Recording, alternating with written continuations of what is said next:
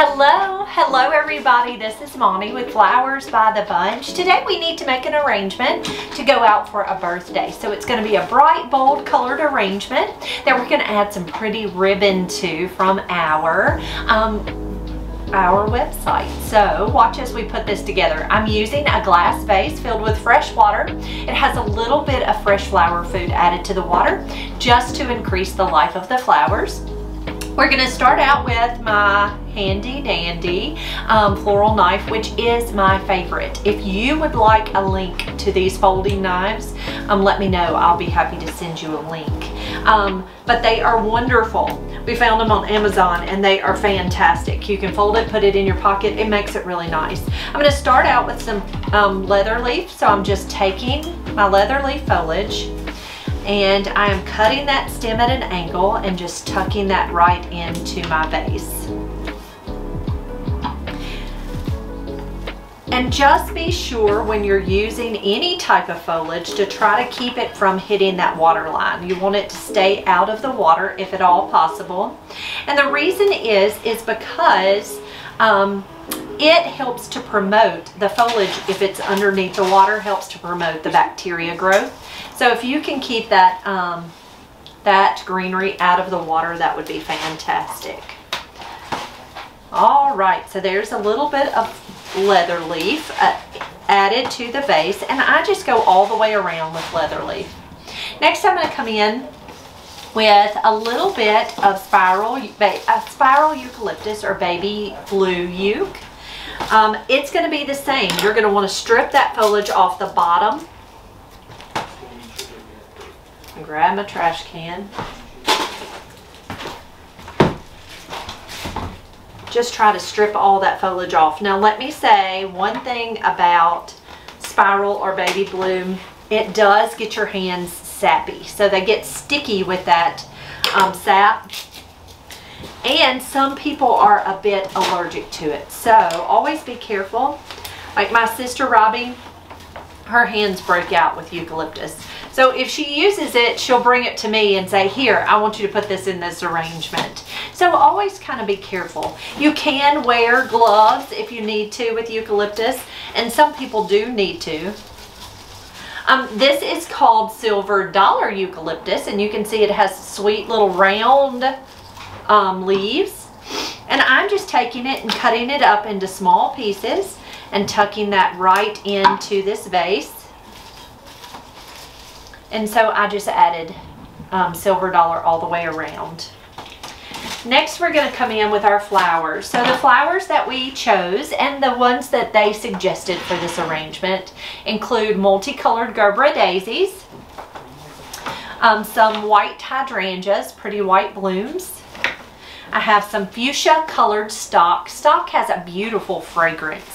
Not overly fragrant though, so when someone says they don't want anything too fragrant, stock would be fine in an arrangement, but it does have a really pretty smell. Blue delphinium is going to be our line flower, or our tallest line flower. A couple of pink colored roses, so to me these remind me of bubble gum, the bubble gum color. And then a couple of hot pink spray roses. Just love this pop of pink. And then a touch of blue thistle. I'm going to start out with my line flower first. And it's funny how we were actually talking about this over Valentine's Day. Callie starts with her flowers that are low first and then comes in with her line flower. And I like my line to be what defines my arrangement. So I start with my line first. Quite honestly, there's not a right or wrong. You can do it however you would like, whatever's the most comfortable to you. I just like to put my line flower or my tallest flower in first and then work down. So I tucked my 3 stems of blue delphinium right into this arrangement. Now I tucked the tallest stem in the center, and then I kind of stepped down with my 2 other stems. Next we'll come in with our stock.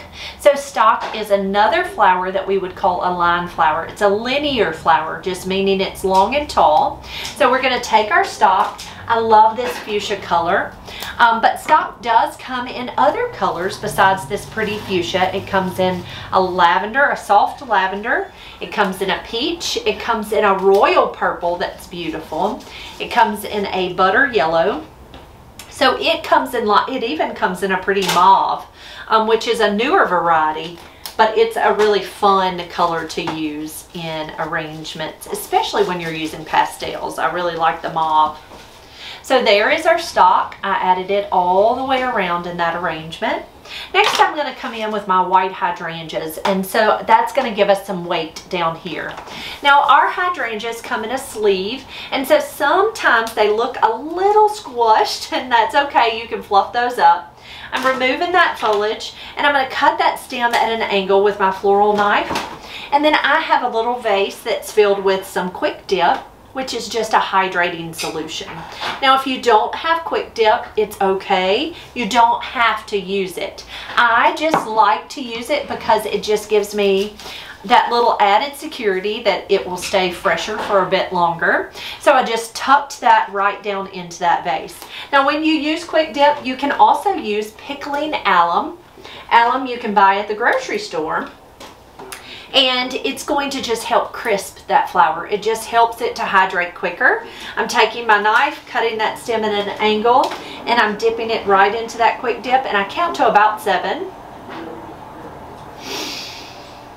And then I'm just going to tuck that on the opposite side of the first hydrangea.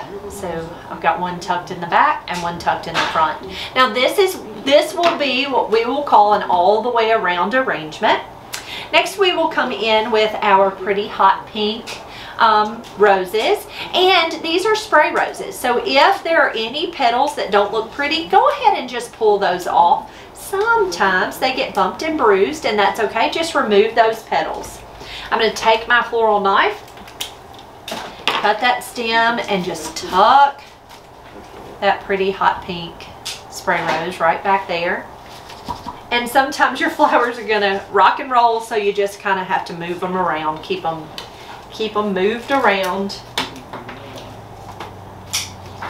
And I just cut the second stem and tucked that one in. Next, we'll come in with our 2 bubblegum pink roses. I'm not exactly sure the variety of these roses. I am going to take a little piece of florist wire. I'm going to press it right into the calyx. The calyx is the swollen part underneath that rose, and I'm just going to twist it around that stem. Now, not everybody does that. Not all florists do that. It's just something that I really like to do. So it just gives me that added security that that little head is going to stay up firm and happy. So I tucked him right in the top there. I'm going to take my second stem, and there's kind of an empty space here, so I'm going to place him right there.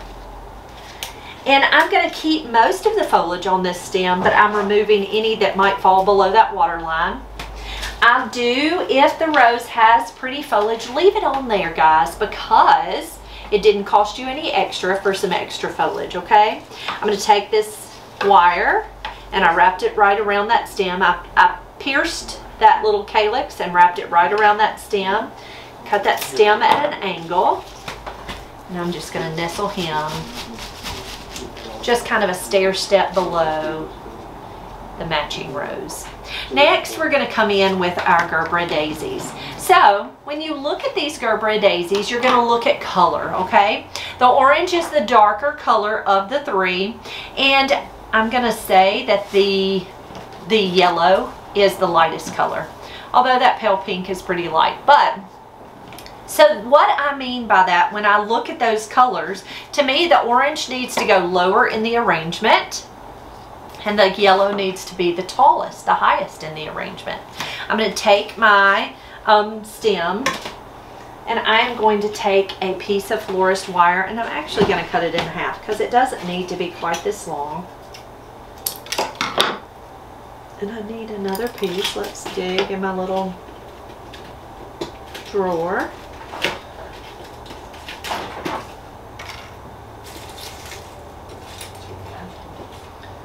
All right, so what I'm going to do is the same as my rose. I'm just going to take my little florist wire and I'm going to pierce that disc on the back of that gerbera, and I'm going to wrap that wire right around that stem.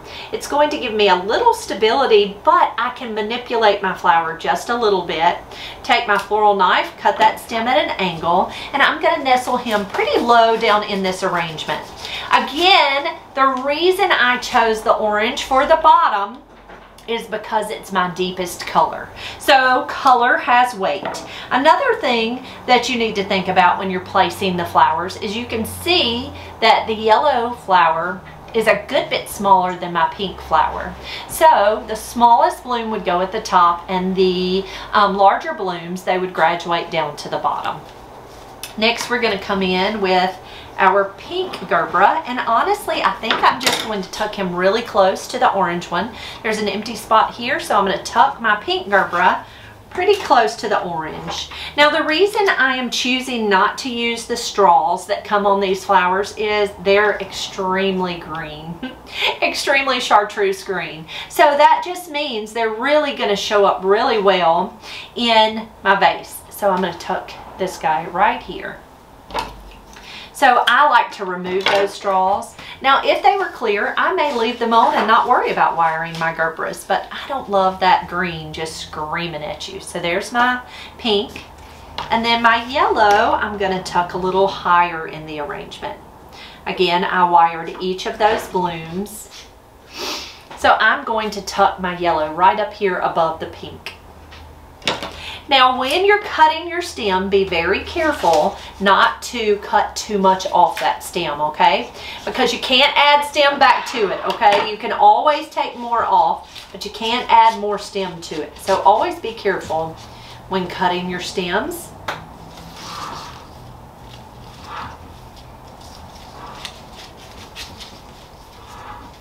To not overcut it. Not get too carried away cutting that stem. If you cut them all too short, then you don't have enough height in that arrangement.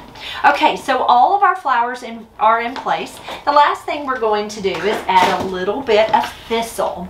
So thistle is I call it a filler flower. I love its texture and I love the blue color, and it just kind of pulls the blue